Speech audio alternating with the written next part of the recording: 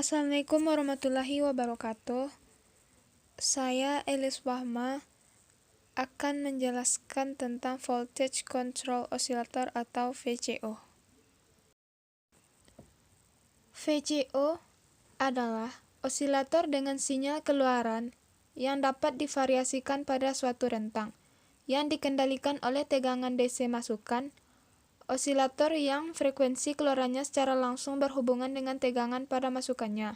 Dengan memvariasikan tegangan input DC, maka akan dihasilkan frekuensi keluaran yang sesuai.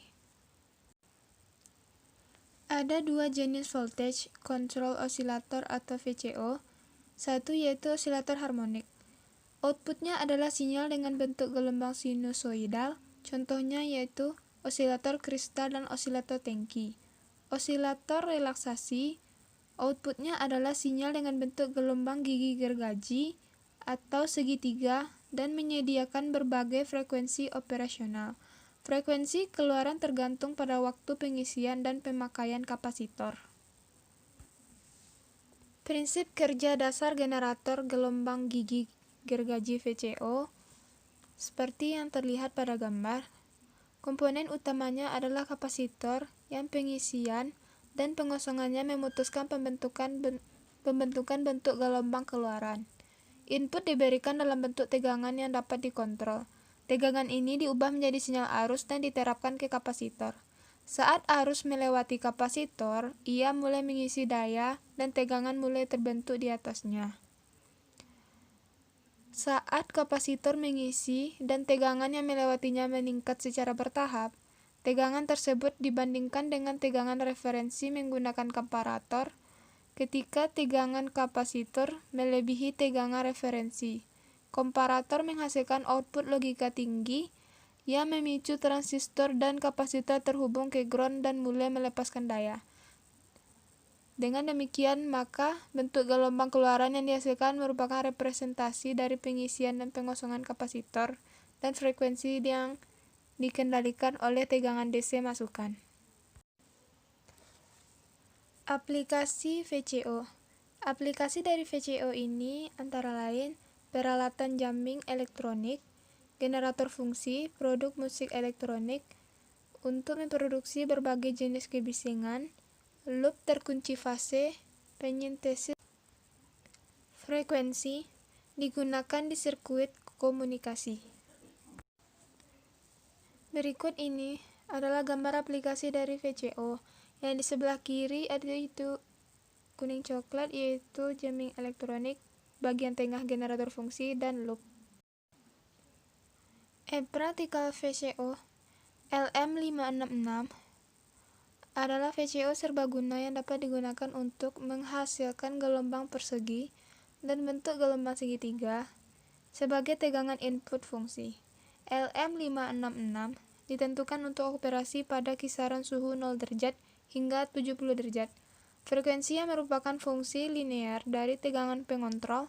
Frekuensi juga dikontrol oleh resistor dan kapasitor eksternal yang nilainya mengontrol frekuensi yang berjalan bebas. Berikut ini adalah bentuk dari partikel VCO LM566 beserta pin-pinnya. Cara kerja partikel VCO LM566 ini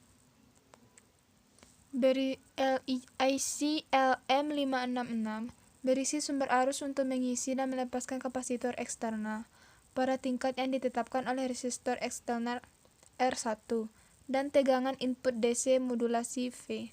Sirkuit pemicu Schmitt digunakan untuk mengalihkan sumber arus antara pengisian dan pengosongan kapasitor, dan tegangan segitiga yang dihasilkan melintasi kapasitor dan gelombang persegi dari pemicu Schmitt disediakan sebagai output melalui amplifier penyangga.